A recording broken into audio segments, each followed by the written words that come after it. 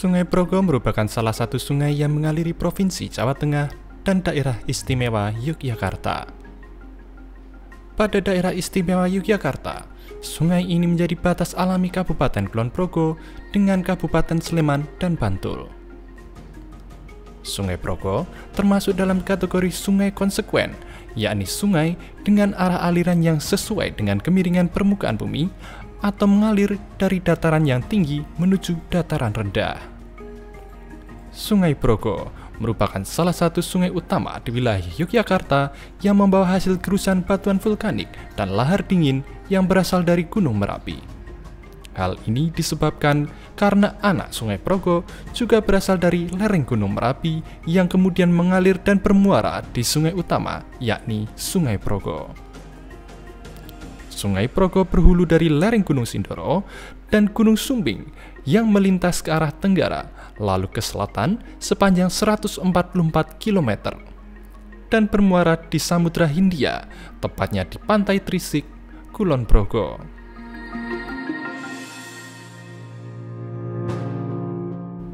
Salah satu lokasi yang menjadi hulu Sungai Progo, yakni Umbul Jumprit, menjadi titik hulu Sungai Progo yang berada di bawah kewenangan Balai Besar Wilayah Sungai Serayu Opak. Selain menjadi hulu Sungai Progo, Umbul Jumprit juga memiliki potensi air baku cukup besar.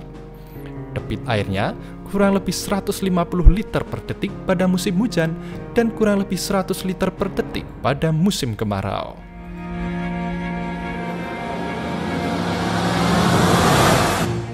Sungai Progo memiliki anak sungai sejumlah 181 sungai dengan luas das seluas 245.854 hektar.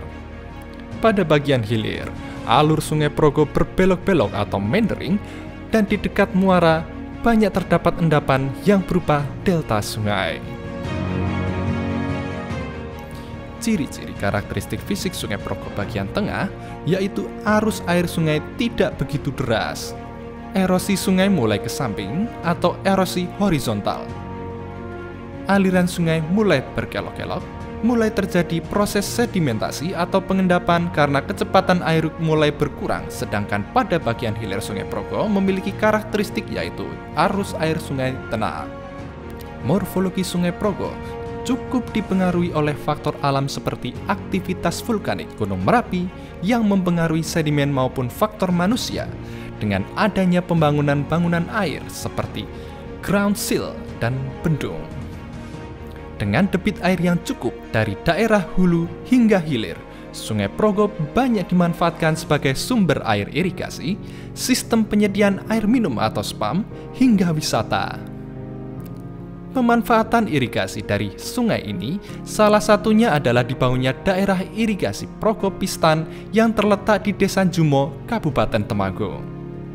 Daerah irigasi ini memiliki panjang 12,5 km dan mampu mengairi dengan total areal seluas 1.101,89 hektar.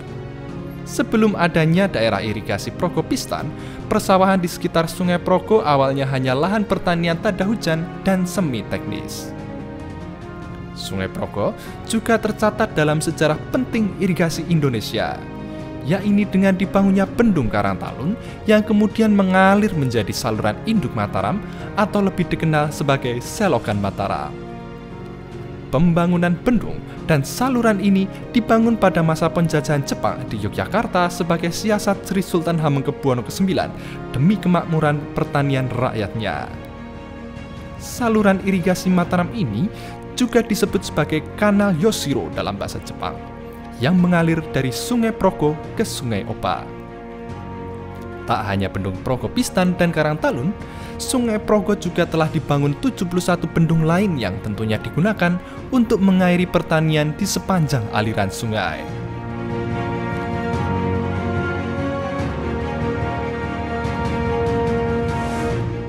Selain dimanfaatkan sebagai irigasi, Sungai Progo juga dijadikan sebagai sumber air minum melalui sistem penyediaan air minum atau spam.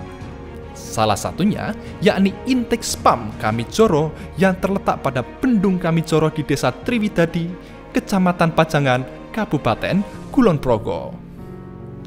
Potensi sumber air baku dari Sungai Progo yang dapat dimanfaatkan adalah 500 liter per detik dengan titik pengambilan di Bendung Kamijoro yang berjarak sekitar 30 km dari rencana lokasi industri pasir besi dari Bandara Yogyakarta International Airport.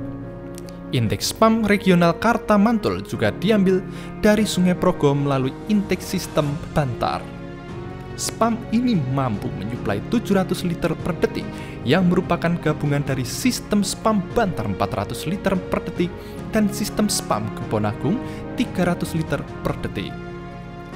Pada bagian hilir sungai terjadi banyak endapan material pasir yang berupa pulau-pulau di tengah sungai dan muara sungai. Endapan sedimen yang ada di pantai sepanjang selatan daerah istimewa Yogyakarta tidak menjadi delta atau dun.